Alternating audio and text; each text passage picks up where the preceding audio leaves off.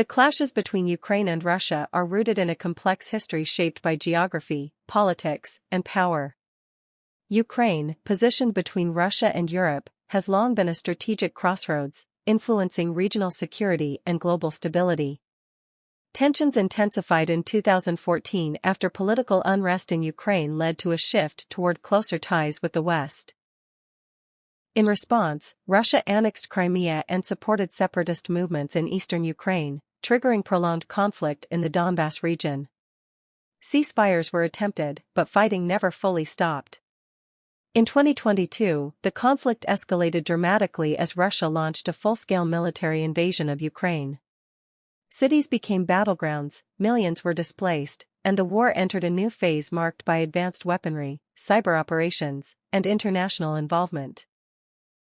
Ukraine received strong political, economic, and military support from Western nations, while Russia framed the conflict as a matter of national security. Sanctions, energy disruptions, and diplomatic standoffs followed, affecting the global economy. Today, the Ukraine-Russia clashes represent more than a regional war. They reflect a broader struggle over sovereignty, influence, and the future balance of power in the modern world.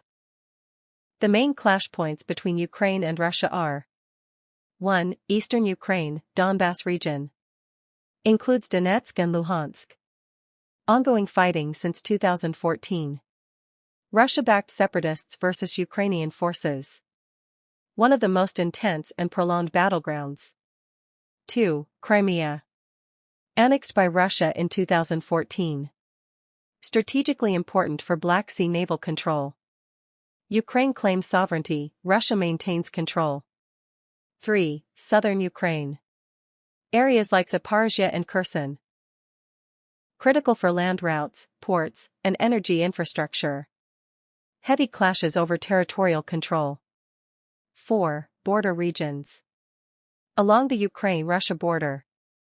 Missile strikes, drone attacks, and troop movements. 5. Black Sea. Naval confrontations. Grain export routes and maritime security at stake.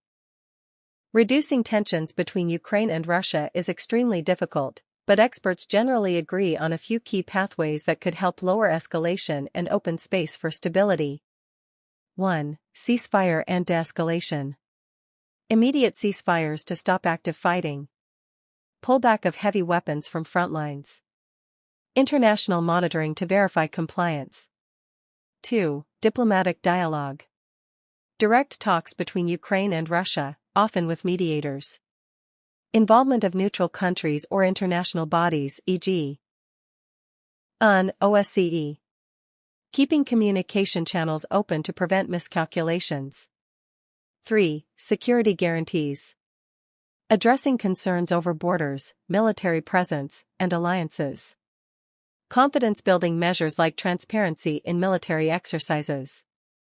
4. Political solutions. Negotiations on disputed territories through diplomacy, not force. Respect for sovereignty and international law. Long-term frameworks instead of temporary fixes. 5. Economic and humanitarian measures. Humanitarian corridors for civilians. Prisoner exchanges and protection of civilians. Gradual easing of sanctions tied to verified progress. 6. International pressure and mediation. Coordinated global pressure to discourage escalation. Incentives for peace, not just punishment for conflict. Bottom line. Backhand index pointing: right tensions reduce when violence stops, dialogue replaces force, and long-term security concerns are addressed seriously. Without trust, progress is slow. But diplomacy remains the only sustainable path.